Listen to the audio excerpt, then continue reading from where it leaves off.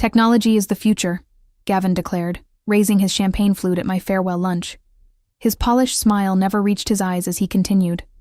With our new automated systems and AI integration, Northrise Apparel will be positioned to dominate the market for decades to come. He turned to me with that practiced sincerity they teach in executive coaching seminars. Let's give Vita a round of applause for getting us here. The conference room erupted in obligatory clapping. I nodded, smiled, and thanked them, clutching my small black notebook, the only personal item I'd brought with me from my office, after packing 25 years of memories into 3 cardboard boxes yesterday. My name is Vita Lewis. For a quarter century, I've been the backbone of Northrise Apparel's entire data infrastructure in Sacramento. When I started, I was plugging in physical servers and writing code that formed the foundation of what would become a billion-dollar company. They didn't call me a data architect back then. I was just the computer lady who somehow made everything work. Vita has been with us since the beginning, Gavin continued, his voice carrying the enthusiastic cadence of someone who had joined the company a mere 14 months ago. She's seen us grow from a small regional distributor into the industry leader we are today. We wish her all the best in her retirement. Retirement. The word stung. I was only 59, and I hadn't chosen to leave. The decision had been presented to me as a fait accompli 3 weeks ago. The Nexus system will streamline our operations, Gavin had explained, leaning back in his ergonomic chair, referring to the new AI management system they'd purchased for what I later learned was $17 million. Your position is unfortunately redundant under the new infrastructure. All around me now, former colleagues averted their eyes, knowing what this farewell lunch really was. The ceremonial removal of an obsolete part. After decades of building their empire's nervous system, designing their inventory tracking, creating their customer database, programming their shipment logistics, I was being discarded because I didn't fit the sleek new aesthetic of Silicon Valley-inspired corporate modernization. I felt the weight of my notebook in my hand. Inside were 25 years of institutional knowledge, the backdoor fixes for emergencies, the manual override codes, the peculiarities of our custom-built system that no instruction manual covered. Information that wasn't stored in any cloud or server, only in my head and in these pages. To Vita, Gavin concluded, and to the future of Northrise Apparel. I raised my glass in response, hiding my thoughts behind a practiced smile. Little did they know, their future was about to get very complicated. I bought my house in Midtown Sacramento in 1998, when the company was still called West Coast Threads, operating out of a converted warehouse with 23 employees. Now, Northrise Apparel had over 7,000 staff across the country, and my modest 2-bedroom craftsman had appreciated to the point where I could sell it and retire comfortably if I wanted. But retirement wasn't in my plans. The evening after my farewell lunch, I sat on my back porch with a glass of wine, watching the sunset and thinking back on how I'd become the company's foundation without anyone fully realizing it.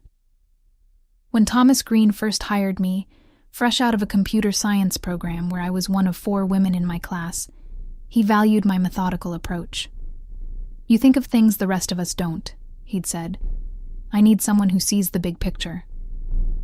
And I had. As West Coast Threads became Green Apparel, and finally Northrise, I designed systems that anticipated our growth. I built redundancies, created emergency protocols, standardized our data collection. When we acquired smaller companies, I integrated their systems with ours, preserving what worked while upgrading what didn't. Everything changed when Thomas retired 3 years ago. The board brought in Gavin Pollard, 38 years old with an MBA from Wharton and a resume full of tech startups, but no experience in apparel manufacturing or distribution. His first all-hands meeting set the tone. We need to disrupt ourselves before someone else disrupts us. Over the next year, consultants from Elstone Trading came and went, using phrases like digital transformation and AI-first paradigm. They interviewed me extensively, taking notes on how our systems functioned, what databases contained which information, how our proprietary software managed inventory across 5 distribution centers. I should have seen it coming, but loyalty had made me naive. The doorbell rang, jolting me from my thoughts. Through the peephole, I saw Eleanor from HR holding a basket. "Just wanted to check on you," she said when I opened the door. "The transition team realized we never got your authentication codes for the backup systems." The transition team being the 3 20-somethings tasked with deconstructing my life's work. "Everything's in the handover documents," I replied coolly. "The master list should have all the access protocols." Eleanor's smile faltered. "There seems to be some confusion about the legacy systems, particularly the warehouse automation interfaces." Of course there was. Those interfaces were custom-built, modified over years to work with our specific needs. Nothing about them was standard. "I'm sure they'll figure it out," I said, accepting the gift basket, but not inviting her in. The Nexus system is the future, after all. The first signs of trouble came a week after my departure. My former colleague Jerome texted me on a Tuesday afternoon. "Systems glitching. New team can't figure out why the inventory won't reconcile with the shipping manifests." I didn't respond. The next day, Bethany from accounting called. "Vita, we're having some issues with the quarterly reporting module. The numbers aren't matching what we're seeing in sales." "I'm sure the transition team can handle it," I replied. "The Nexus system is supposed to be state-of-the-art." "But it's still pulling from your database architecture," she pressed. "Nobody understands the connections like you do." I felt a twinge of sympathy for Bethany, who had always been kind to me, but I remained firm. "I've moved on, Bethany. My consulting schedule is already full." This wasn't a lie. The day after my severance package had cleared, I'd received a call from Philip Donovan, co-founder of Donovan and Mills Logistics. They were Northrise's biggest competitor in the West Coast apparel distribution space, and they wanted to meet. "Just a consultation," Philip had said. "We've admired your work for years." The office of Donovan and Mills occupied the 12th floor of a glass tower downtown, with a view of the state capitol. It was sleeker than Northrise's converted industrial campus, filled with natural light and modern furniture. Philip met me in the lobby himself, a courtesy Gavin had never extended to anyone below VP level. "Ms. Lewis," he said, shaking my hand. "Thank you for coming. We're excited to hear your thoughts on our data infrastructure." The meeting lasted 3 hours. I was introduced to their tech team, shown their systems, asked my opinions on their processes. They listened carefully, took notes, asked intelligent questions. "We've been trying to solve our multi-location inventory synchronization for months," their lead developer admitted. "Our current system can't handle the complexity." The problem was immediately clear to me. I'd solved it for Northrise 15 years ago. At the end of the meeting, Philip walked me to the elevator. "We'd like to bring you on as a consultant," he said. 3 days a week, your own team, complete autonomy on how you approach the rebuild." The offer was double my previous salary. "I'll need to think about it," I said, though my mind was already made up. When I got home, there were 3 missed calls from Northrise. One from Eleanor, one from the IT department, and one from Gavin himself. I ignored them all. That night, I opened my black notebook and began transcribing its contents into a password-protected document on my personal laptop. Emergency workarounds, server peculiarities, the architectural quirks of a system built over decades, rather than designed all at once. Knowledge that wasn't documented anywhere else. The next morning, I called Philip and accepted his offer. That afternoon, Jerome texted again. "Complete system failure. Nothing's talking to anything. CEO is losing his mind." I closed my phone without replying and began packing for my first day at Donovan and Mills. I was deep into my 3rd week at Donovan and Mills when the storm truly broke. I'd been given a corner office overlooking the American River and a team of 5 developers who actually listened when I talked about database architecture. We were making rapid progress on rebuilding their inventory management system, and I felt more valued in those 3 weeks than I had in my last 3 years at Northrise. My phone buzzed with a text from Jerome.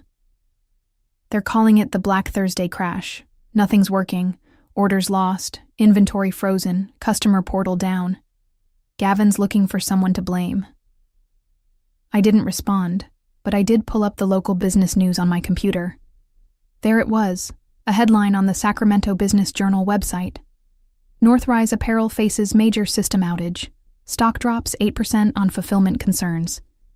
The article described how Northrise's much-touted new AI system had failed spectacularly, leaving customers unable to place orders and warehouses unable to ship existing ones. The company had issued a statement about temporary technical difficulties. But sources inside the company, Jerome, I suspected, described a complete system collapse. My office phone rang. Philip Donovan's name appeared on the caller ID. "I assume you've seen the news about your former employer," he said when I answered. "Just reading it now," I replied. "Any insights you'd care to share?" His tone was carefully neutral. I considered my response.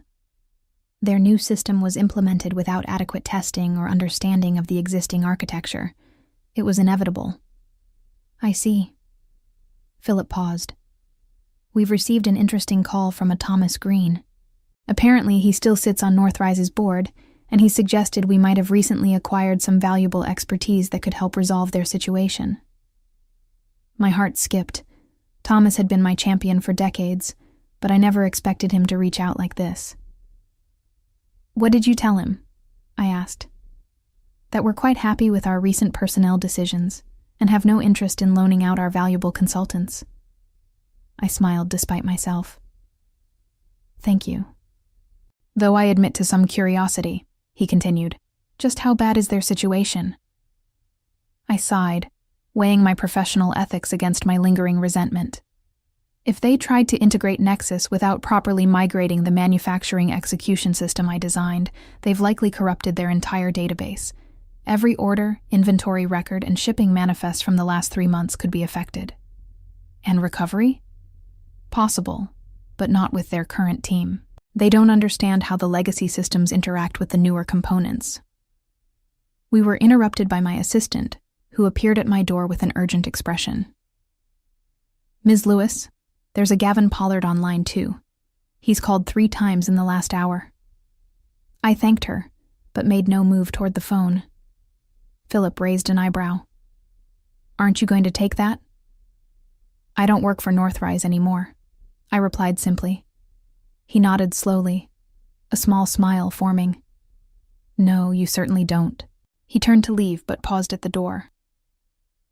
"We have that strategy meeting at 3. I'd be interested in your thoughts on expanding our direct-to-consumer channels." After he left, I sat staring at the blinking light on my phone for a long moment before turning back to my work.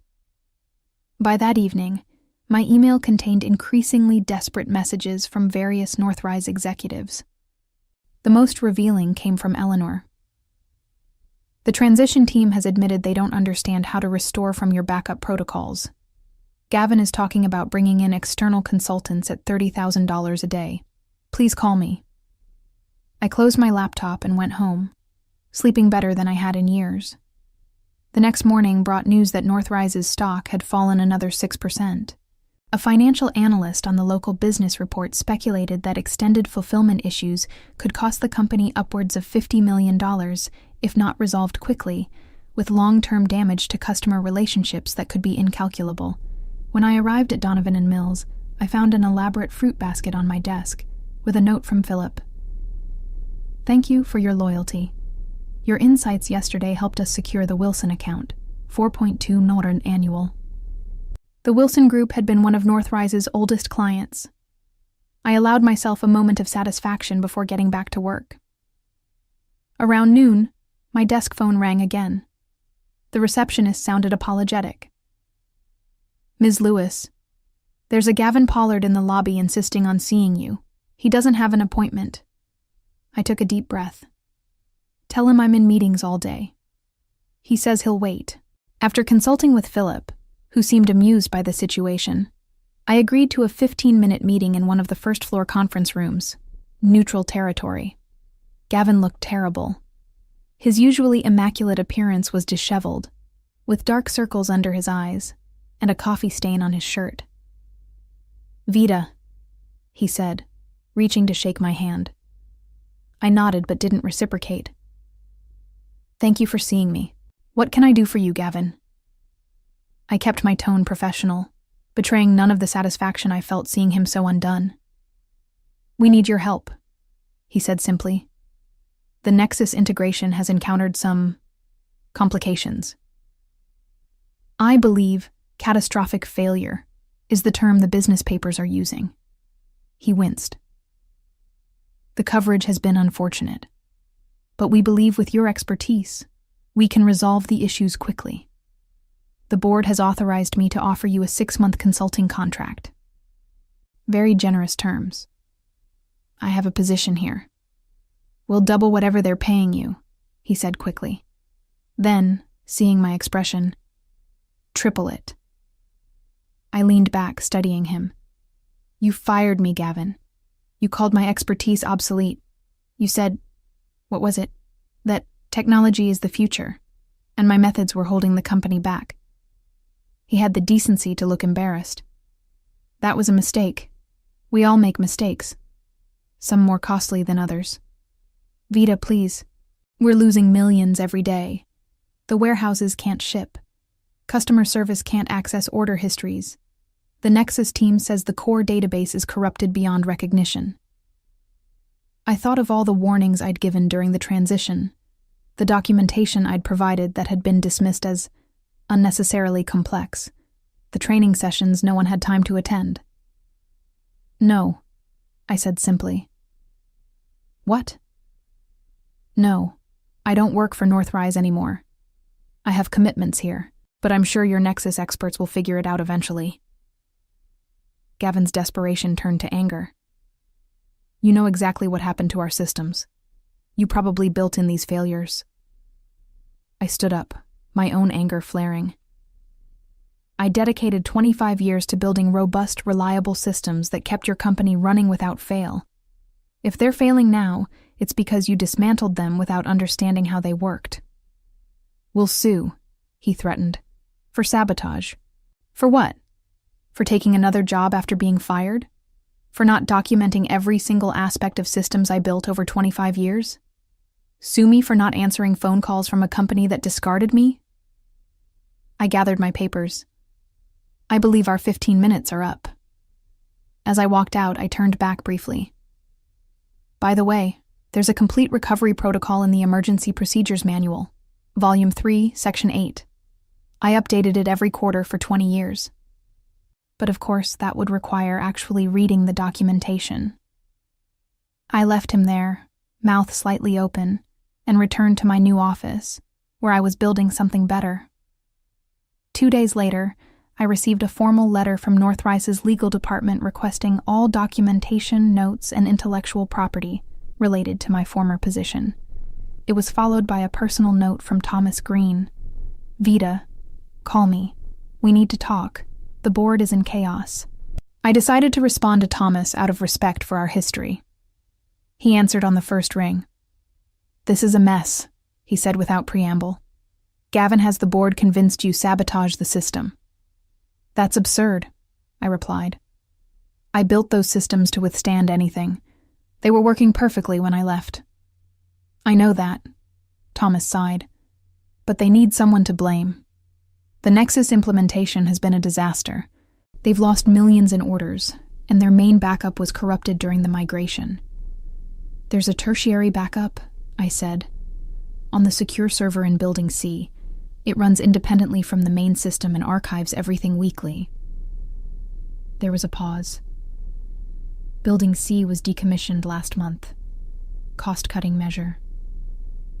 I closed my eyes, imagining the old server room with its carefully maintained equipment, now empty. Of course it was. "Vida," Thomas's voice softened. "I know you were treated poorly, but there are 7,000 employees whose livelihoods depend on Northrise. Not all of them were part of Gavin's decisions."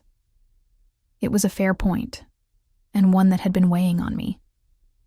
My grievance was with the executive team, not with the warehouse workers or customer service representatives who were probably dealing with chaos.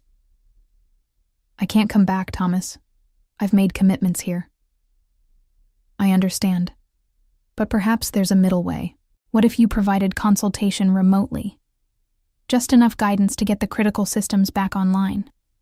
The board would ensure you're well compensated, and Gavin would have no direct contact with you. I considered his proposal. I'll think about it.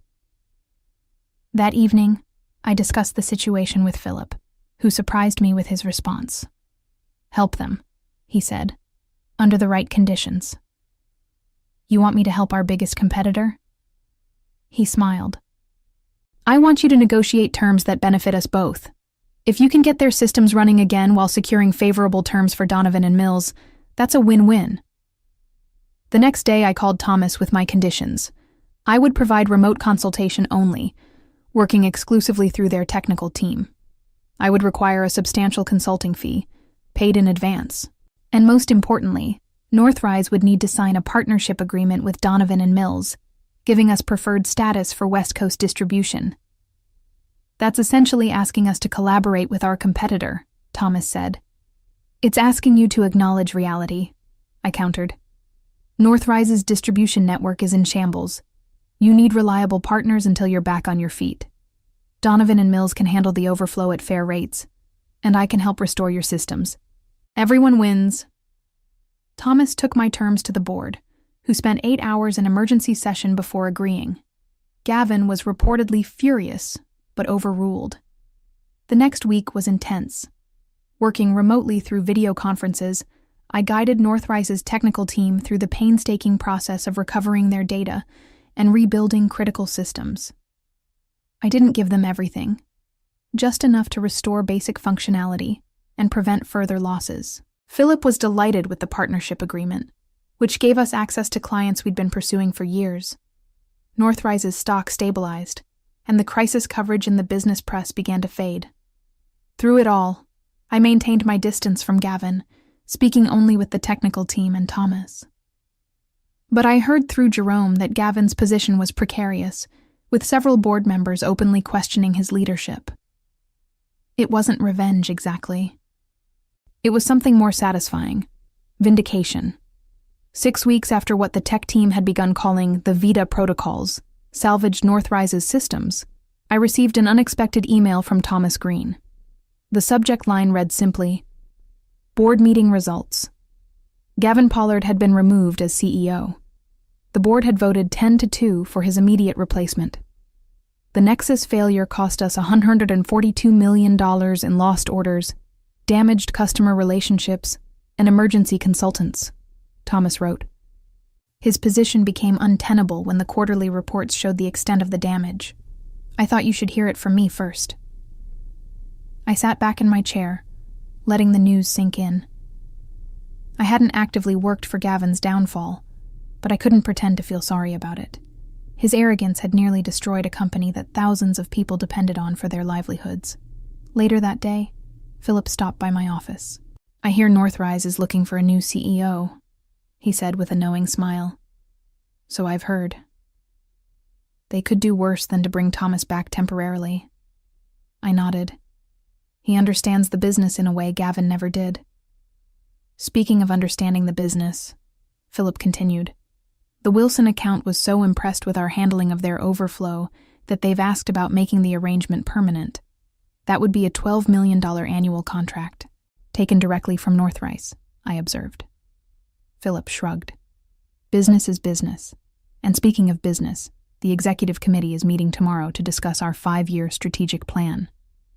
I'd like you to present your vision for our data architecture. My vision? You've completely transformed our systems in just 2 months, Vita. The committee needs to understand what you've built and where you see it going. Your work deserves recognition. As he left, I turned to look out my window at the Sacramento skyline. In the distance, I could just make out the Northrise campus. Their logo still illuminated the main building, but inside, everything had changed. The company would survive, but it would never be the same. Neither would I. For the first time in decades, I was building something on my terms, with people who valued what I brought to the table. 3 months later, I attended the ribbon-cutting ceremony for Donovan and Mills's new technology center. My name was on the plaque beside the entrance. Vita Lewis Technology Center, where innovation meets experience. Philip had insisted on naming it after me when my system overhaul resulted in a 38% efficiency improvement across their distribution network. The center would house an expanded development team and serve as a training facility for technical staff from across the company. "We didn't just hire a consultant," Philip said in his speech. "We gained a visionary who understood that technology should serve people, not replace them." As I stood beside him for the ceremonial photo, I thought about how differently things had turned out from what I'd expected when I left Northrise. I hadn't planned revenge exactly, just a new beginning. But my success had become a form of vindication, more powerful than any deliberate retaliation could have been.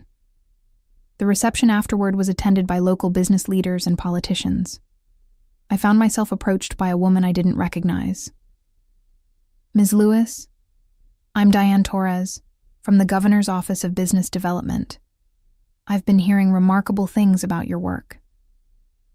We spoke for nearly half an hour about data systems and their impact on regional businesses. At the end of our conversation, she handed me her card. "We're forming a task force on technology infrastructure for state agencies. We need people with both expertise and perspective.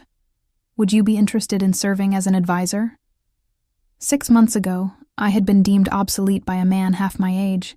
Now I was being recruited to help shape technology policy for the entire state. "I'd be honored," I replied, taking her card. As the reception wound down, I received a text from Jerome. "New CEO announced. You'll never guess who." Thomas Green was coming out of retirement to lead Northrise through its recovery. I smiled and put away my phone without responding. That chapter of my life was closed. My focus now was on building something new.